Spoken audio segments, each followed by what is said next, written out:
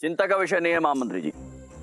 हम जाते हैं भीतर और सभी को सुरक्षित बाहर लेकर आते हैं। क्षमा चाहते हैं महाराज, परंतु पहले हम ही प्रवेश करेंगे। नहीं महामंत्री जी, सर्वप्रथम हम जाएंगे उस गुफा में। नहीं महाराज, पहले हमें ही जाने की अनुमति दे। उचित जी आप। महामंत्री जी, यदि आप इतना आग्रह कर रहे हैं तो पहले आप जाइए। जी जी महाराज।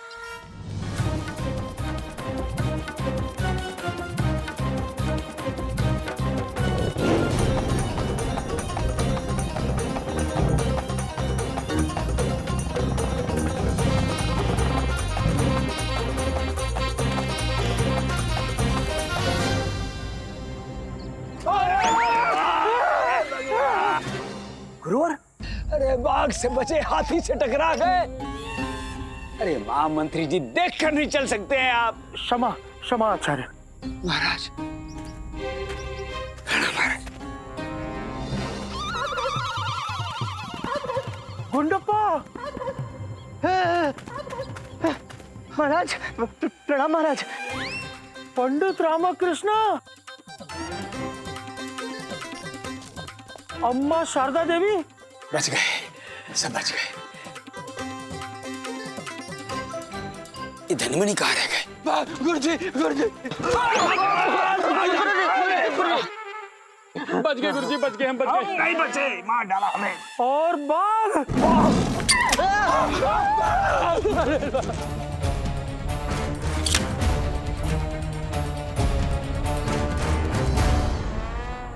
पंडित रामकृष्ण, अद्भुत अद्भुत कार्य किया है आपने। इन सभी के साथ साथ उस बाघ को भी उस भूतिया गुफा से सकुशल बाहर निकाल दिया। आपको नहीं, महाराज हमें संबोधित कर रहे हैं।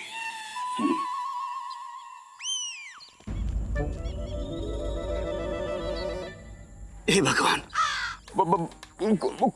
कुमार वासुदेव तो अंदर ही रह गए। ये पंडित रामकृष्ण। महाराज, हम तो सभी को ढूंढ कर ले आए, परंतु ये पंडित रामकृष्ण कुमार वासुदेव को नहीं ढूंढ पाए। हम अंदर गए। कुमार वासुदेव छोड़िए पुरानी बातों को। इस समय तो प्रसन्नता का अवसर यह है कि आप सब सकुशल बाहर आ गए। ये अधिक महत्वपूर्ण है इस समय। जी महाराज, परंतु ये सब हो क्या रहा है, हमें तो कुछ समझ में नहीं आ रहा है। यदि आप सब गुफा के अंदर थे तो आप लोग पुनः बाहर क्यों नहीं आ सके? अब वो तो अब पंडित रामकृष्ण ही बताएंगे। मंत्रीवर, ये एक भूल भुलैया है जिसे महल के आक्रमण के समय निर्माण किया गया था, शत्रुओं को चकमा देकर महल से बाहर निकलने के लिए। कदाचित महाराज के पूर्वज इन्हें बताना भूल गए थे। सत्य वचन पंडित रामकृष्ण, ये तो हमें उस नक्शे से पता चल गया था, परंतु आपने ये भूल भुलैया वाली समस्या सुलझाई कैसे? बताइए बताइए। मूषकों और कंकालों की सहायता से। जी? मैंने देखा कि मूषक जिस मार्ग से अंदर आ रहे हैं वही उनके बाहर निकलने का भी मार्ग है। मैंने उनका पीछा किया और उस मार्ग को सुनिश्चित करने के लिए कंकालों से चिन्ह बनाता चला। अब कोई भी अंदर ना ही फंसेगा ना मरेगा, सबको बाहर निकलने का मार्ग मिल जाएगा। तो फिर इतने सारे कंकाल अंदर कैसे पले थे लामा? वो इसलिए कि यदि भूल से कोई शत्रु अंदर जाए तो कंकालों को देखकर भयभीत हो सके। परंतु पंडित रामकृष्ण जी, द्वार तो अपने आप ही अंदर से बंद हो गया, कैसे? हवा के दबाव से। ओह, तो खुला क्यों नहीं? वो इसलिए गुरुवर कि जब हवा के दबाव से द्वार झटके से बंद होता है तो ताला स्वयं गिर जाता है और फिर द्वार बंद रहता है। हाँ, हमें तो पूर्व से ज्ञात था। हमने पहले ही कहा था महाराज, ये भूत ऊत कुछ नहीं होते हैं। कोई भी भीतर आराम से जा सकता है और थोड़ी सी सूझबूझ के साथ बाहर भी आ सकता है। तब तो आपको पुनः अंदर जाना होगा। अब क्या रह गया भीतर? हमारी गेंद। अरे ये नहीं आपकी गेंद, ये तो भीतर प्रवेश करते ही मिल गई थी गुरुवर को। गुरुवर? हाँ आपने ढूंढी? हाँ हाँ, हाँ हमने ढूंढी। तब तो आपको पुरस्कार मिलना चाहिए। अवश्य मिलना चाहिए। तो पुरस्कार में आपको मिलता है हमारे साथ पिट्ठू खेलने का पहला अवसर। नहीं।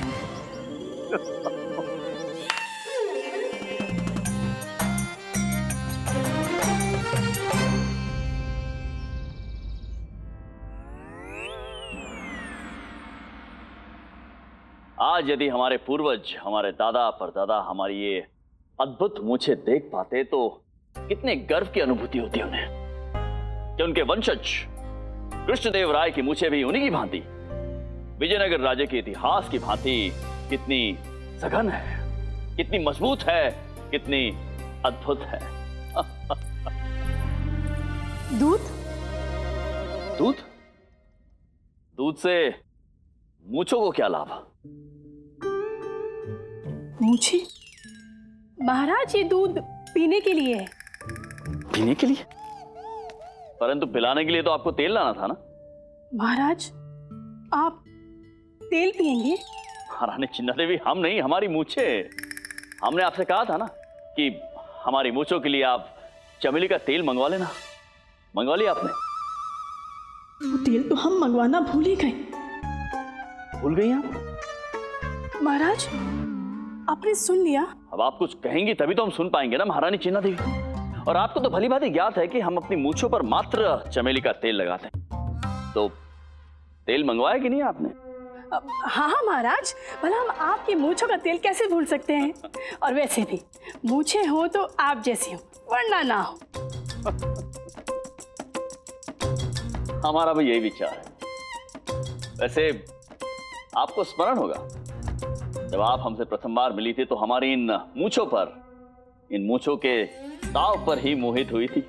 जी बिल्कुल। तो तेल कहाँ है? महाराज, लेकिन अब तो हमारा विवाह हो गया है ना, तो मूंछों में तेल लगाने की क्या आवश्यकता है। अर्थात तेल तो है परंतु समय नहीं है मूंछों में तेल लगाने का ना। और आपका समय हो गया है दरबार में जाने का। जी जी, परंतु चमेली का तेल है कहाँ? महाराज, वो तेल तो महारानी चिन्ना देवी ने मंगवाया ही नहीं है ना। तो आपने हमसे झूठ कहा कि आपने वो तेल मंगवा लिया है। झूठ? महाराज, हम भूल गए। भूल जाने को आप झूठ बोलेंगे? हम इतने प्रेम से आपके लिए ये दूध लेकर आए थे और आप हैं कि अपनी मूंछों के पीछे पड़े हुए। रहने दीजिए महाराज, हम ही पी लेते हैं। परंतु हम... अब प्रसन्न हैं आप? ना तो आपको हमारे लाए दूध का सम्मान है और ना ही हमारे प्रेम का। परंतु ये तेल के मध्य प्रेम कहां से आ गया महारानी? महाराज, आपका दरबार में जाने का समय हो गया है, आप पगड़ी धारण कीजिए।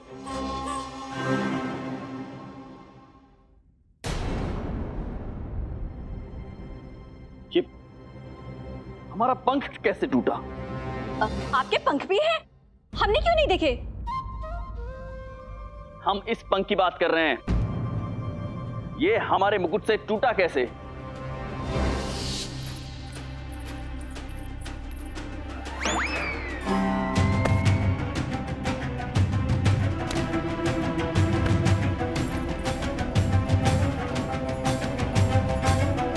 महाराज, आप कहना क्या चाहते हैं कि हमने जानबूझकर आपकी पगड़ी नीचे गिरा दी और उसका पंख टूट गया?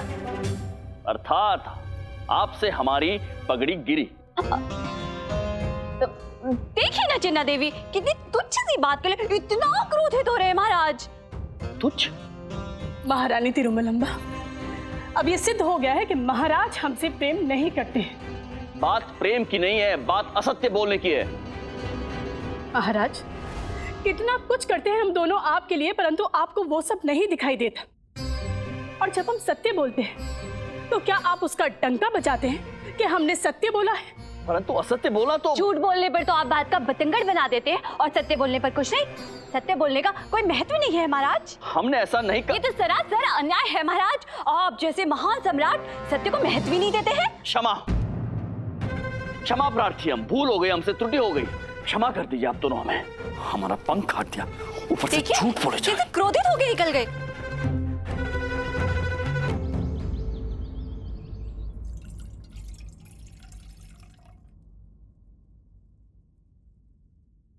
शारदा, दरबार पहुंचने में विलंब हो जाएगा। हाथ पोंछने के लिए जल्दी से तौलिया तो दे दो।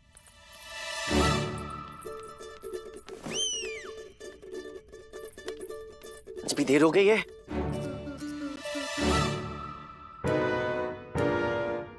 हे, गुंडप्पे की पुरानी फटी हुई लंगोट। शारदा, तुमने गुंडप्पे की पुरानी फटी हुई लंगोट अभी तक फेंकी नहीं? अरे फेंक दी है, वो तो पिछले महीने फेंक दी थी। अच्छा, तो ये क्या है? ओह, ये लंगोट। अरे इसे व्यर्थ ही क्यों फेंके? देखिए कैसे तौली के भांति इसका प्रयोग कर रहे हैं, अर्थात लाभकारी है। तात्पर्य वो नहीं है, तात्पर्य ये है कि शारदा बिल्कुल ठीक कह रही है। कल जब तेरे बच्चे होंगे, अम्मा, ओह शारदा महोदया, शर्मा क्या रही हो तुम? तो उन्हें पहनाने के काम आएगी। तेरा बस चले तो तू घर की हर एक पुरानी वस्तु को बाहर फेंक दे। एक दिन तो तू मुझे भी बाहर फेंक देगा, ये कहकर कि मैं पुरानी हो गई हूँ। अरे अम्मा, तुम कहां से कहां पहुंच जाती हो? कितनी नाटकीयता है? क्या बात कर रही हो? बात पुराने नए की नहीं है, बात है झूठ बोलने की। शारदा ने मुझसे झूठ कहा ना कि उसने गुंडप्पे की पुरानी फटी हुई लंगोट फेंक दी है, जबकि उसने ये लंगोट 1 माह तक संभाल के रखी हुई है। क्या झूठ झूठ बोल रहा है? हाँ? देव, थोड़ा बहुत झूठ बोल भी दिया तो कौन सा आसमान टूट पड़ा? थोड़ा बहुत झूठ तो सब बोलते हैं। तूने कभी झूठ नहीं बोला क्या? अम्मा, तुम झूठ का पक्ष ले रही हो। आपने हमें झूठा कहा। शारदा महोदया, मगरमच्छ के आंसू बहाना बंद करो। हैं? मगरमच्छ के आंसू? आपको लगता है स्त्रियां मगरमच्छ के आंसू बहाती हैं? हम नाटक कर रहे हैं, हम असत्य कह रहे हैं, हम डायन हैं, हम चुड़ैल हैं, आप जैसे दूध के धुले हैं। और क्या, कम से कम तुम्हारी तरह पुराने फटे हुए लंगोट संभाल कर तो नहीं रखता ना? देखा अम्मा, ये नहीं कह रहे कि हम डायन नहीं हैं, अर्थात इनकी दृष्टि में हम डायन हैं। मैंने ऐसा कुछ नहीं कहा है। आप नहीं कह रहे हैं, इसका तात्पर्य ये है कि आपको लगता है कि हम डायन हैं। अरे कब से तुम स्वयं कहे जा रही हो कि मैं डायन हूँ, मैं डायन हूँ। परंतु आपने ये भी तो नहीं कहा ना कि हम डायन नहीं हैं। देखो, पहले तय कर लो कि मुद्दा क्या है। मैंने तुम्हें झूठा कहा या डायन? दोनों। अम्मा!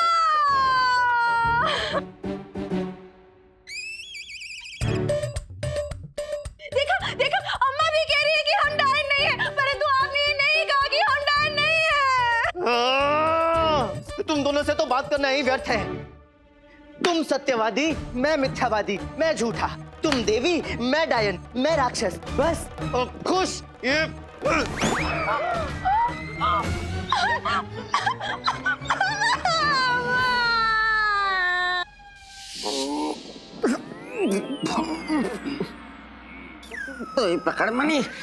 तो पकड़ मनी, किंतु याद रखना 5 कांस्य की मुद्राएं दांव पर लगी हैं।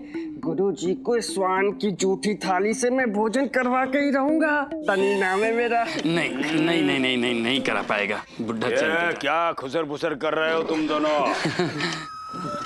गुरुवर, आज तक हमने आपको सिर्फ ताना ही मारा है। हम मूर्खों की बात का बुरा नहीं मानते। किंतु आज हम अपने सारे पापों का प्रायश्चित करना चाहते हैं गुरुजी।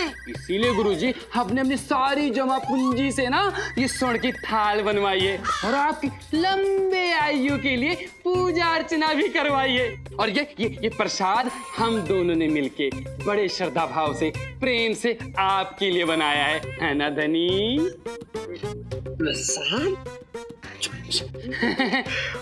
हमें ज्ञात ही नहीं था कि हमारे नालायक शिष्य हमसे इतना प्रेम करते। स्वीकार कीजिए गुरुजी।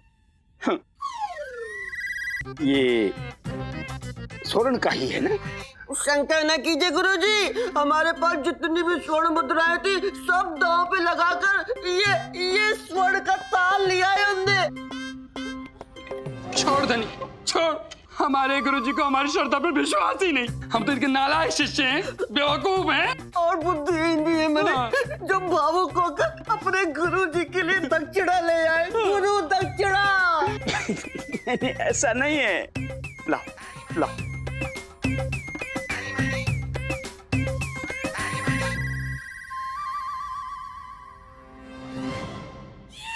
बड़ी विचित्र सी गंध आ रही है। गंध नहीं गुरुजी, हवन की धूप बत्ती की सुगंध है ये। हमने आपके लिए विशाल हवन करवाया है ना, ताकि आप सीधा स्वर्ग जाएं। अच्छा, क्या? हमारा कहने का मतलब है गुरुजी, लंबी आयु भोगने के पश्चात स्वर्ग जाएंगे। हैं? खाइए खाइए खाइए। गुरु माता। स्वामी, आज आपने सिद्ध कर दिया कि आप में और श्वान में कोई भेद नहीं। आप हमें श्वान कह रही हैं? हम कुकुर हैं? शिव शिव शिव शिव, आप तो देवता हैं स्वामी। आप पशुओं में और मनुष्यों में भेद नहीं करते। हाँ। पशु पक्षियों को प्रेम करने वाले तो अनेक मनुष्य होते हैं, परंतु उनको समान दृष्टि से देखना, ये तो आप जैसा सिद्ध पुरुष ही कर सकता है। पशु तो है। इसीलिए तो पशुओं की थाल में रखा 2 दिवस का बासी भोजन ग्रहण करने में आपको तनिक भी संकोच नहीं है। इस थाल में तो हम श्वान, बिल्लियों और चूहों के लिए बचा हुआ भोजन रखते हैं। और देखिए, 2 दिवस से ढूंढ रहे थे हम इस थाल को, और यहाँ आपके पास मिला। ये थाल ले जाइए और पशु पक्षियों को भोजन करवाइए। जी जी जी, आ गया।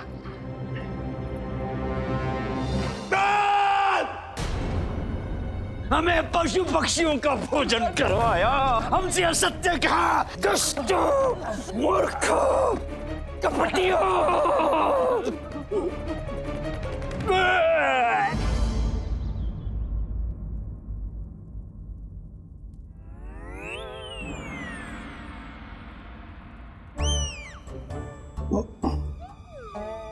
क्या बात है मंत्रीवर? कोई हास्यास्पद बात है? नहीं, आप प्रसन्न हो रहे किस बात को लेकर? जी कुछ नहीं महाराज, आज हमें ज्ञानोदय हो गया है कि समस्त विश्व को किस समस्या ने ग्रसित किया हुआ है, वही जो सभी पाप और अशांति का कारण है। क्या महाराज? असत्य। सत्य वचन महाराज, सत्य वचन। झूठ के बारे में और क्या बताऊं? एक फटी हुई लंगोट के कारण। लंगोट? नहीं, लंगोट नहीं मंत्रीवर, अंगूठी। अंगूठी, मेरी अंगूठी गुम हो गई है, उसी को लेकर चिंतित हूं। शुद्ध उच्च कोटि के पंडित को पशुओं का भोजन करा रहे थे, झूठ बोलकर महाराज श्वान का भोजन करवाया। आप सोचिए महाराज, वो भी श्वान के ही थाल में। गुरुवर, श्वान का भोजन आपने ग्रहण कर लिया? हाँ महाराज। नहीं महाराज, नहीं, हमारा कहने का तात्पर्य है कि इन दोनों ने श्वान के थाल में रखा भोजन खा लिया, उसके पश्चात झूठ बोलने लगे कि ये तो हमारा भोजन था, हमारा भोजन था। वो श्वान बेचारे भूखे रह गए महाराज। और वो सब एक झूठ के कारण। गुरुवर, झूठ बोलना तो लोगों का स्वभाव बन गया है आजकल। सत्य का पंडित रामाकृष्ण, आपने बिल्कुल सत्य का। हमारे विचार से ऐसे मिथ्यावादी लोगों को विजयनगर से बाहर निकाल देना चाहिए। ये आप कैसी बातें कर रहे हैं आचार्य? माना कि झूठ बोलना उचित नहीं है, परंतु उसके लिए सभी का बहिष्कार तो नहीं कर सकते, और इस प्रकार आधे से अधिक विजयनगर खाली हो जाएगा। आधा नहीं मंत्रीवर, पूर्ण, क्योंकि हर व्यक्ति कभी ना कभी किसी ना किसी परिस्थिति में झूठ तो बोलता ही है। किसने कहा? हमें कभी झूठ बोलते हुए देखा है? नहीं, किसी ने नहीं देखा, कभी नहीं देखा, क्योंकि हम कभी झूठ बोलते नहीं। इससे बड़ा झूठ तो संसार में दूसरा कोई हो ही नहीं सकता। बिल्कुल सत्य का महाराज, हम तो भगवान श्री राम के पद चिन्हों पर चलकर अपना जीवन व्यतीत करते हैं। भगवान श्री राम अल्प बोलते थे ताकि त्रुटि से भी उनके मुख से असत्य ना निकले, और ठीक वैसे ही हम भी अल्प बोलते हैं महाराज, और हमारे मुख से निकला एक एक शब्द सत्य होता है महाराज। गुरुवर, वो भगवान श्री राम और उनके पूर्वज हरिश्चंद्र थे, जिन्होंने कभी असत्य नहीं कहा, इसलिए एक पुरुषोत्तम कहलाए, भगवान पुरुषोत्तम श्री राम, और दूसरे के नाम के साथ सत्य जुड़ा, सत्यवादी हरिश्चंद्र। किंतु महाराज, आजकल के संसार में ऐसा कोई भी व्यक्ति नहीं है जिसने बिल्कुल भी झूठ का आश्रय ना लिया हो। आपने भी जाने अनजाने में कभी ना कभी झूठ बोला होगा गुरुवर। नहीं, मैंने भी बोला है, महाराज ने भी अवश्य बोला होगा। गुरुजी, अवसर अति उत्तम है, आग में घी डाल दीजिए। पंडित रामाकृष्णा, आप क्या कहना चाहते हैं कि महाराज भी झूठ बोलते हैं? हे भगवान, महाज्ञानी, दूरदर्शी राजगुरु तथाचार्य की देख रेख में राजा बने विजयनगर साम्राज्य के महाराज श्री कृष्णदेव राय पर मिथ्यावादी होने का आरोप लगा रहे हैं आप। यह दंडित आपकी। गुरुवर, झूठ सदैव झूठ नहीं होता, कभी कभी वो किसी अच्छे कार्य हेतु भी बोला जाता है। तो ऐसे में यदि महाराज ने कभी भी झूठ बोला भी होगा तो इसमें गलत क्या है? पंडित रामकृष्ण, हम झूठ बोलते हैं, हम मिथ्यावादी हैं। महाराज, इस दरबार में यदि कोई असत्यवादी है तो वो है पंडित रामाकृष्ण। इन्होंने अभी सबके समक्ष कहा कि वो झूठ बोलते हैं।